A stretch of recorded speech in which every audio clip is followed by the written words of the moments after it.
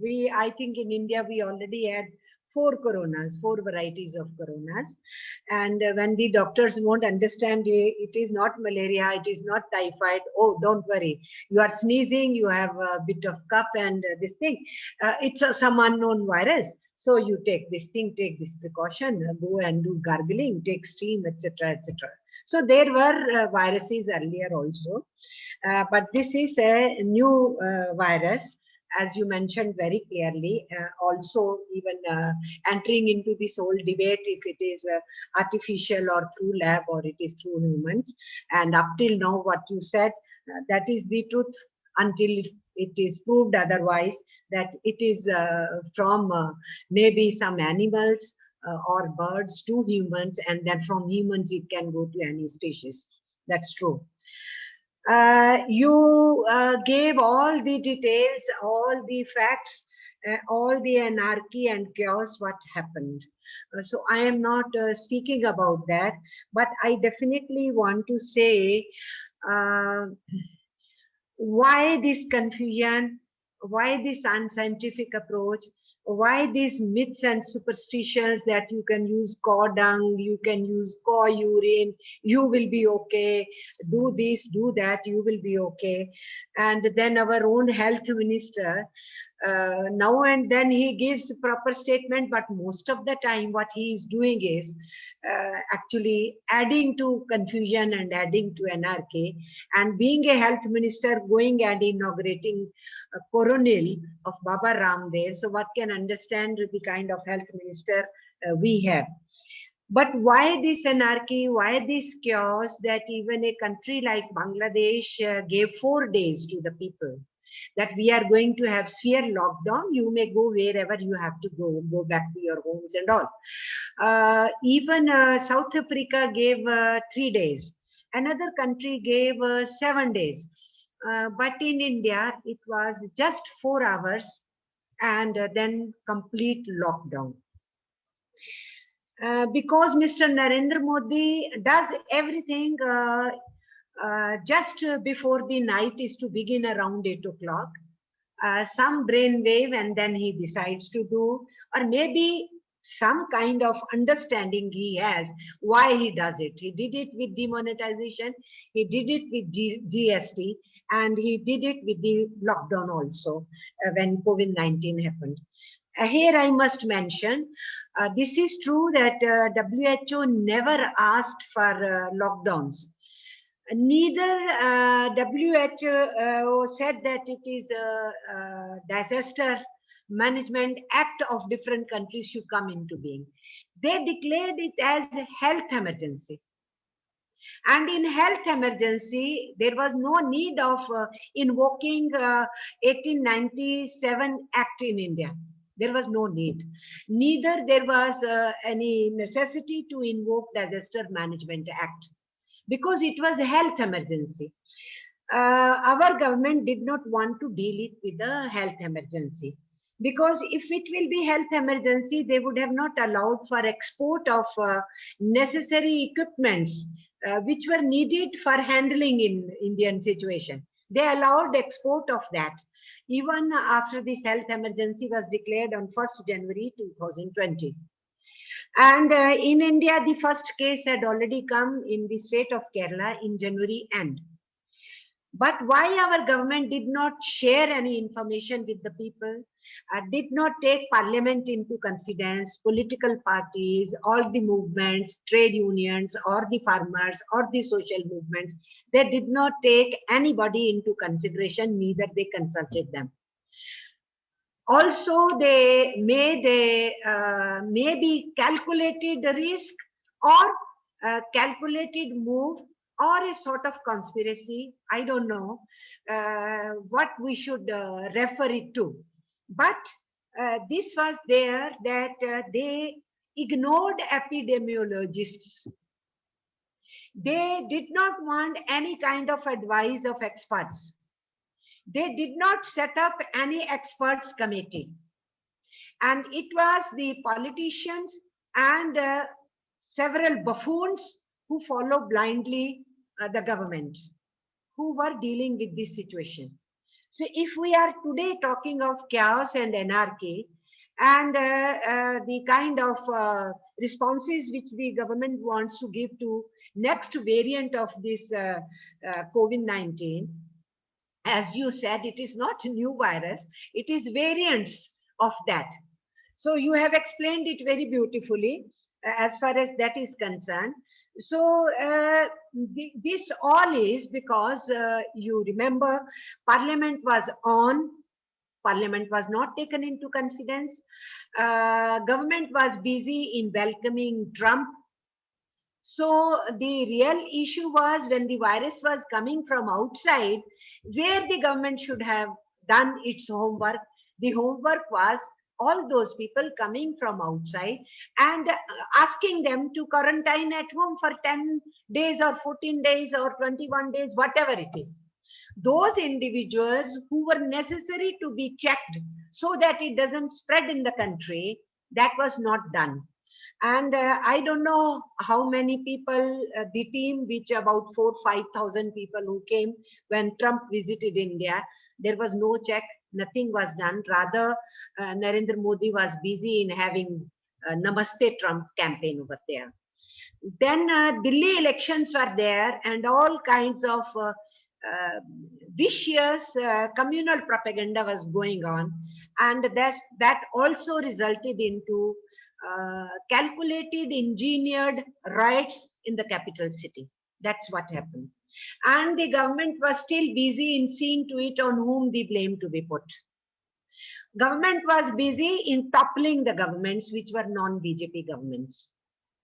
And then government makes a test, and the test was in the form of Janata Curfew. And then after making that test, Modi announces 4 hours announcement, just giving 4 hours and having a severe lockdown, which was not needed. Only 500 to 600 cases were there in India at that time. That kind of lockdown was not needed, which put crores of people into sufferings and made our workers to walk and walk for thousands of miles. Many people succumbing to exhaustion, dying in the accidents on the way, women giving birth to their children on the roadsides, children bringing their parents to home on bicycles, all those scenes which not only Indians witnessed, the whole world witnessed. Economy was put into shutter. Then who suffered? It's the people of India who suffered. And that lockdown did not help in preventing, rather, I agree with you, Kakilaya, that helped in spreading. People in one room, 10, 15, 20 workers in one room, not being allowed even to come out to buy the essentials they wanted to do. Hunger became a reality, and governments failed, but the people kept on their humanitarian streak.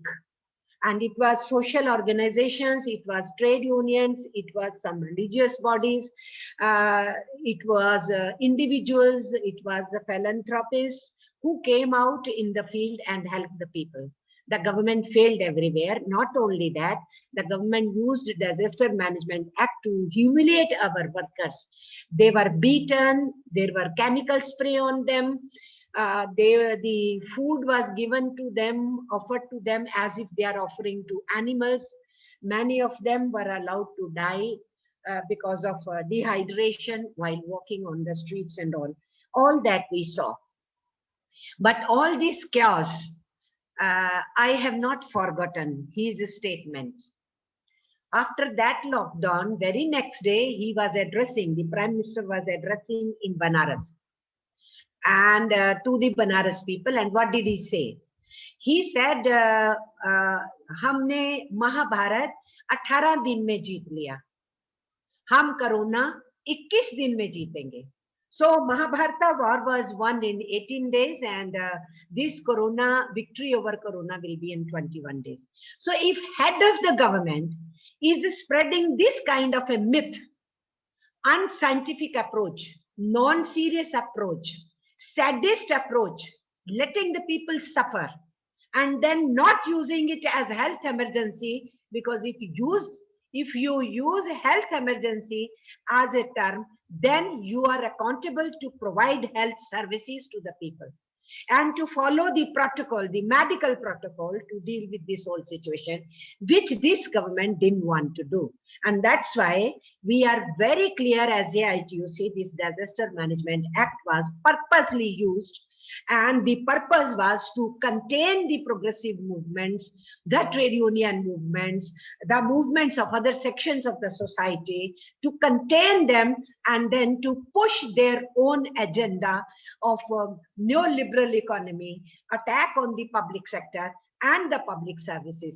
This corona first or second wave, whatever it is, has exposed this reality that private health system of corporate level, those corporate hospitals also failed. It was the public health system or the individual practitioners who had sympathy and empathy for the people with scientific approach that they were available for the people. So public health system is such an important thing in which investment needs to be made. So when you have given rest of the suggestions, I am adding into it that public health system, the maximum investment has to come over there. We found that public sector enterprises came to help, government departments, employees came to help, and the public health system was available there. And our scheme workers, including ASHA workers and Anganwadi, they were there in the field as much they could do when they were given responsibilities, which they should have done instead of this complete lockdown. That was the time actually to educate people, door to door, educating them about the virus and how to prevent, if anybody catches infection, how to prevent its spread. That all was not done. You have brought out very clearly. That's why in our country, the scientific community was ignored. Instead of scientific approach, all kinds of quacks were allowed to speak anything about dealing with corona and giving treatment to it. Government, its ministers, the elected representatives, with all kinds of myths and superstitions, played their role in bringing out this whole confusion. And then the market interest of those who were interested in selling their medicines, even though they had no role in treating corona, they also played their role. And now in this vaccination situation, Prime Minister himself is enabling corporates to earn huge profits from vaccination. If he says 25% will be given in the private sector, and then if Poonawalla says that our even with 150 rupees we are making profits, not super profit but profits. But then how come Prime Minister comes out with the thing that even if there is profit in 150 rupees, they make for three vaccines, three rates, 1400 rupees, 1100 rupees, then 800 rupees something. Some amounts have been announced, and with 25% going into the private sector means you are going to give them huge business of this vaccination. So not only attacking the government departments and the public sector of our country, decreasing the investments into the welfare schemes of the government and into the health sector, all that has been done. But the business is always in the mind of the government, even though it says that government has no business to do business. And by that way, they want to abdicate their own responsibility, abdication from responsibilities of the government, throwing everything into the markets. And that is, you can see from their policy of vaccination also, that is their policy, where it should be priority and it should be given free. Those prioritization is not being done, but the business mind is playing its role, I should say. You mentioned about Dr. Paul. You remember what did he say? He said in 2020, perhaps on 1st May or 2nd May he was speaking, he said from 15th May 2020, there will be no case, there will be zero case in India. And it was only after 15th May the peak began. So we remember that. So what kind of people are there? जी हजूर बने हुए हैं, सरकार के आगे सिर झुकाने वाले, and yes minister कहने वाले. That is how we are facing. Government removed those medical professionals to brief the country, and the government slowly and slowly put up IAS officers, IAS cadres to brief the nation. No, such a serious thing like health emergency, to educate the people and to give them confidence, not not let them to be in panicky or having fear psychosis. Instead of that, some bureaucrats were asked to come and brief every day on television. All this was done because the government itself is not only unscientific but is anti-science. This government is anti-science. So they didn't want to deal with this question also in a scientific manner, and that is how they are behaving. All the data which you have given about unemployment rise and the rise of job losses, all that data you have given, I'm not repeating, but I definitely want to say that UNICEF also told that the children who have lost education because there is a deep digital divide, and the vast majority of children will be away from online education because there are no facilities available to them. They have told that as far as Indian children are concerned, 70% children will be losing education because online facility is not available to them. So this digital divide is going to damage our education system, and our children will be suffering in a big way. And of course, every section has suffered in this, and there I have mentioned about child labor increase. So as per ILO, the latest report which they gave together by ILO and UNICEF, they told that almost about 5 crore more children will get added into the already existing child labor in India. So many children who were in schools now from our workers' family of the informal economy have started doing work because their adults have lost the jobs. The parents have lost any kind of livelihood. Now the children are into that. Or the other things have also happened because there was no facility with them to go on for online education because the regular schools are closed. There was no way out. They have joined into the work situations once again. 12-year-old, 13-year-old, 11-year-old, 15-year-old, those who were in 10th standard, 11th standard, 12th standard, they have entered into the child labor once again. So there is going to be great collateral damage. Some generations are going to suffer. Our small children, the open spaces, as per medical professionals and the scientists, the open spaces and the cross ventilations are the best saviors from spread of coronavirus. They are the best saviors. But look at the advisories of the governments when they are doing lockdowns. When they open malls and other places, they are still restricting parks. No, parks, gardens are actually the safest places. They are saying you can't go there. You can go to mall, which can be a closed place, but you can't go to garden. This I see even in Delhi, in the protocol which they are announcing.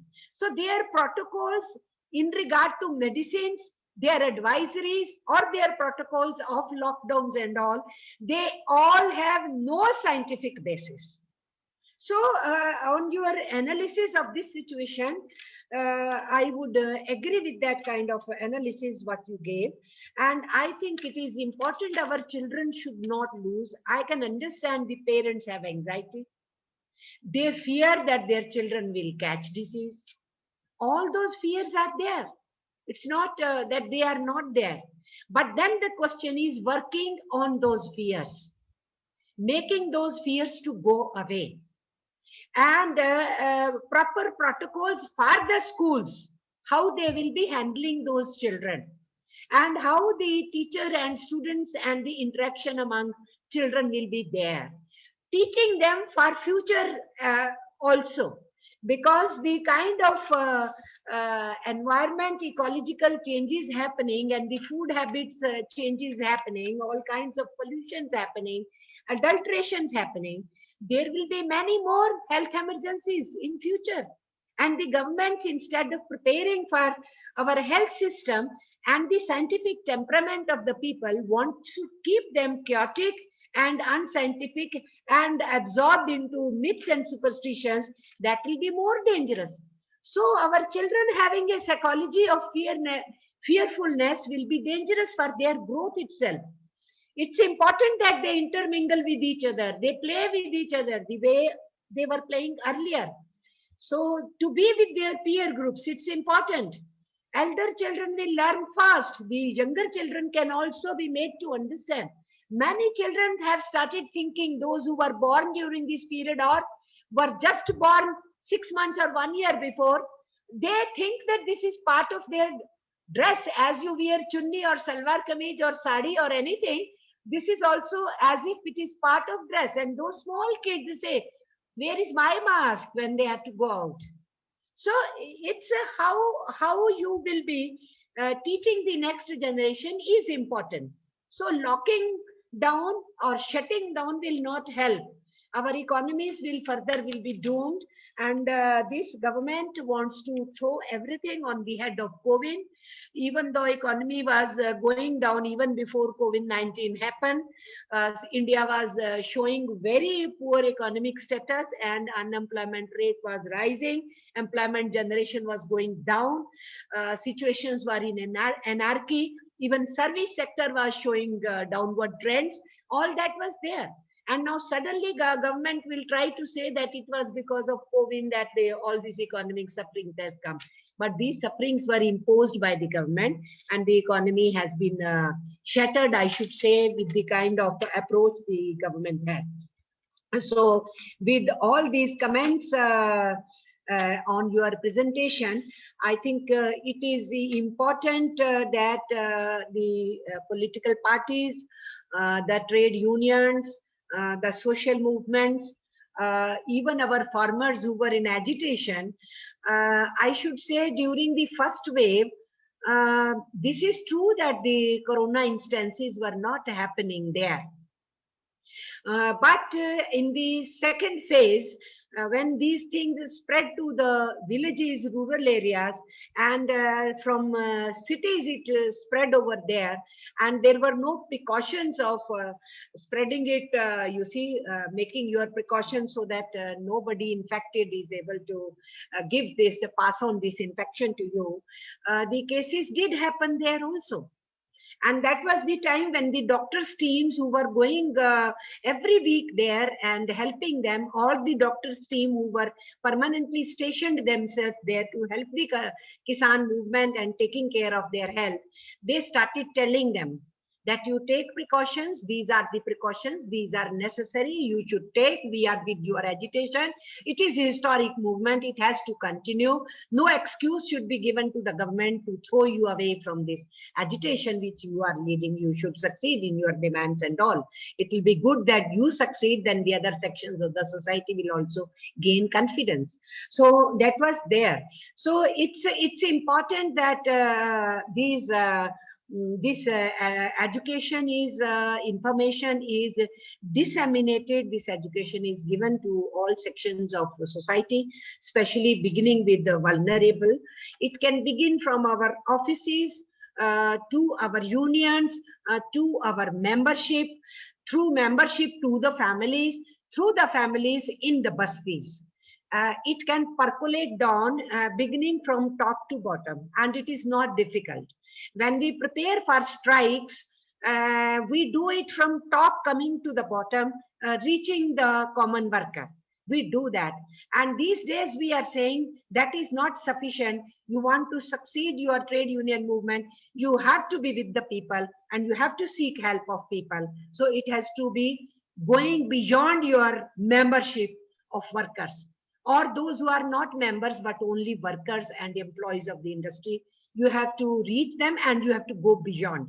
I think in this medical emergency also, in this health emergency also, while opening up economy to open up people to have their livelihood, the real danger of malnutrition and hunger to spread in India, it is a real danger.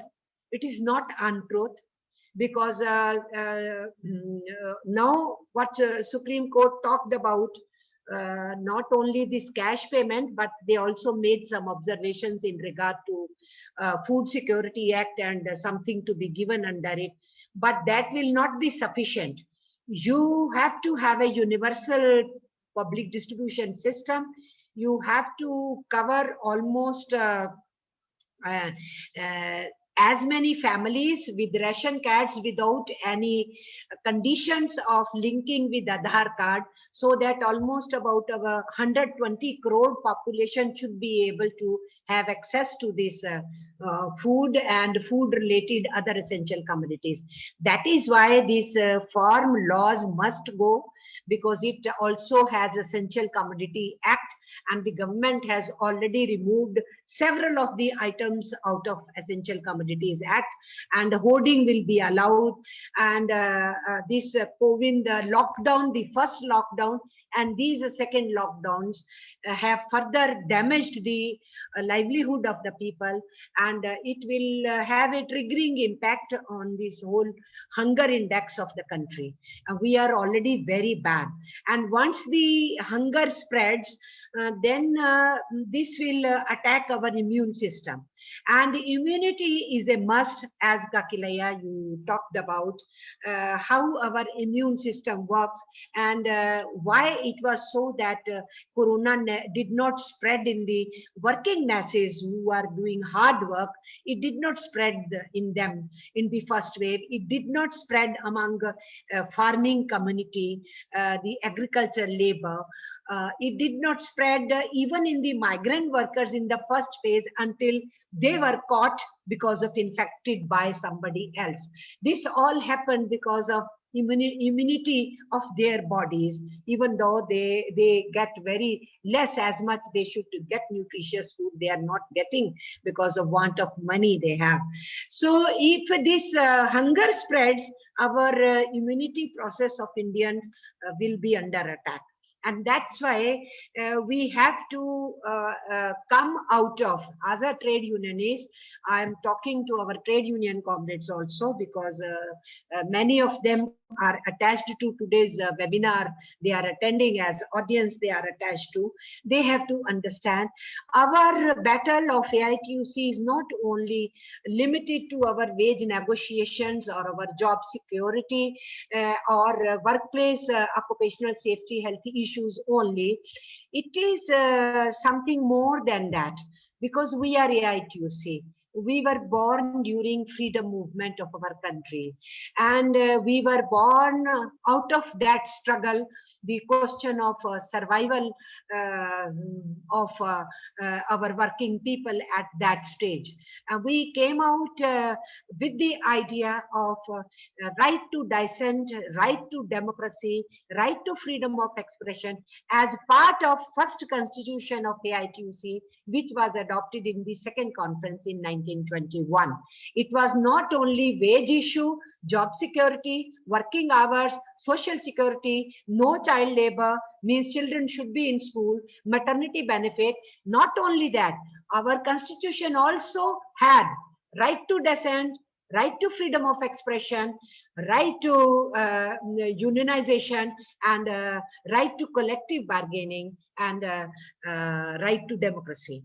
So and also AITUC constitution talks of our role in establishing an egalitarian society based on socialism. So we are not a political party, we are trade union, but We are not non-political. We represent working class which talks of working and fighting for a society where the society which is exploitation free. So our agenda is social also, economic also, political also, cultural also. And from that point of view, as trade union, especially at UC, I salute my comrades that they were continuously active during this period, trying to mobilize other trade unions also, continuously making them understand that we have to oppose, we have to protest, we have to raise our voice, and also we have to help, reach out to help those sections who needed our help. We did all that as the situation was emerging. We also tried to, as much we could gather from scientific community, we tried to spread. But now is the time because paranoia is being built up around this thing. And that paranoia is now in the strategy of the government, how best they can utilize this situation to fulfill their agenda and to contain the progressive movements in this country. So now is the time we say no more lockdowns. Only if a particular district is heavily infected and the scientific community says that, okay, quarantine it for a week or for 10 days and do your best in seeing to it house to house that how best you help them in having self-isolation and a proper care so that the disease could be controlled and contained there. That was the strategy should have been adopted in 2020 month of March. There was no need of full lockdown. There was no need of even state lockdowns. Only necessity was to watch, to educate people, to watch and see where you need to take specific measures. And the scientific community should have been in the forefront from the very beginning, but the scientific community was thrown to the dustbin in the backyard, and it was more of buffoonery which was going on in the country. That has brought us to this 2021, and now we are faced with a situation where already so much anarchy and chaos has happened. But still, from this anarchy and chaos, we have to move forward. And for moving forward, it is important that we begin as AITUC. I will be advising other states also. 2-3 states have conducted, our youngsters took initiative. Some their trade union, some place youth federation, some place our AISF. They took initiative and they had some lectures from our party doctor comrades on this COVID and how best we can contain and what is this virus about and how are the dangers and should we be so much afraid or not. All that is being done, but this needs to be done at a mass scale.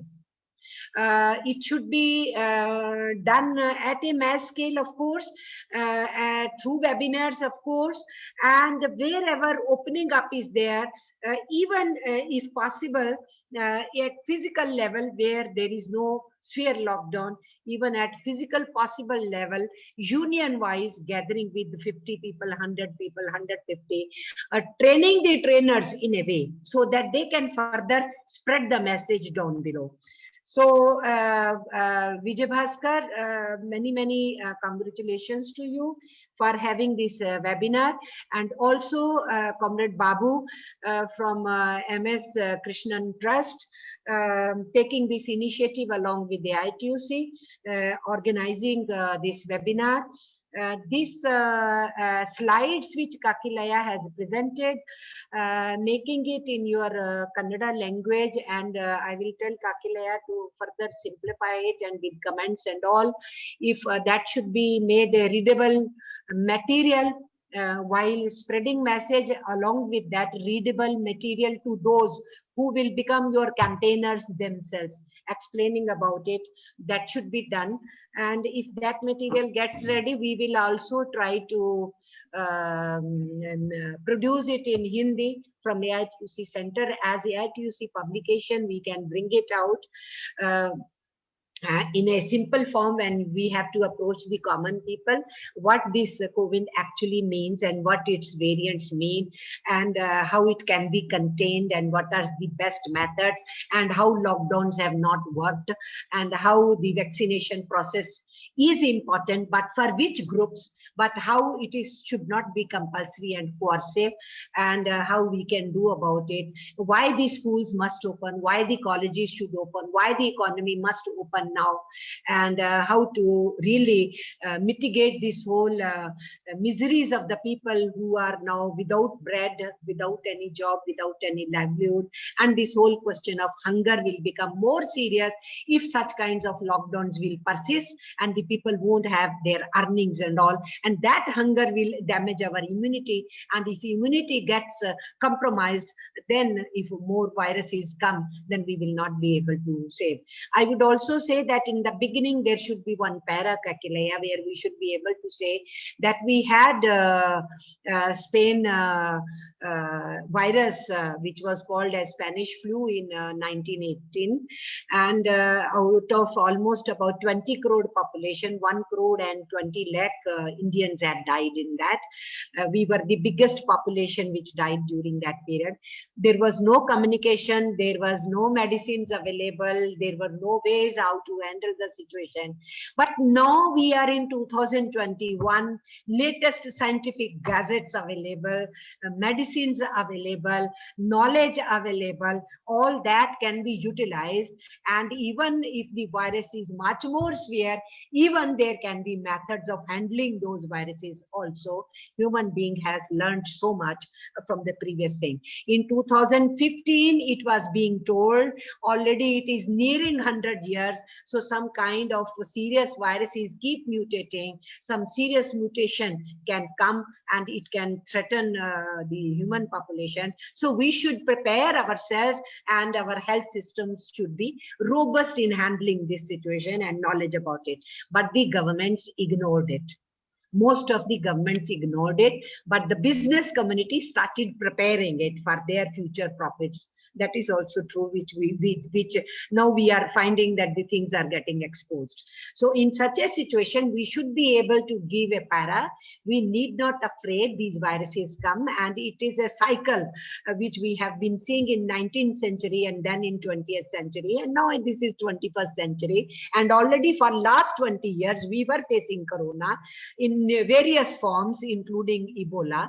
So this is one of those viruses, and then you come to what is this COVID-19 in this chronology. Then the chronology which you have taken up, you take up that, and the latest, what is the protocol? This is the protocol which need to be followed.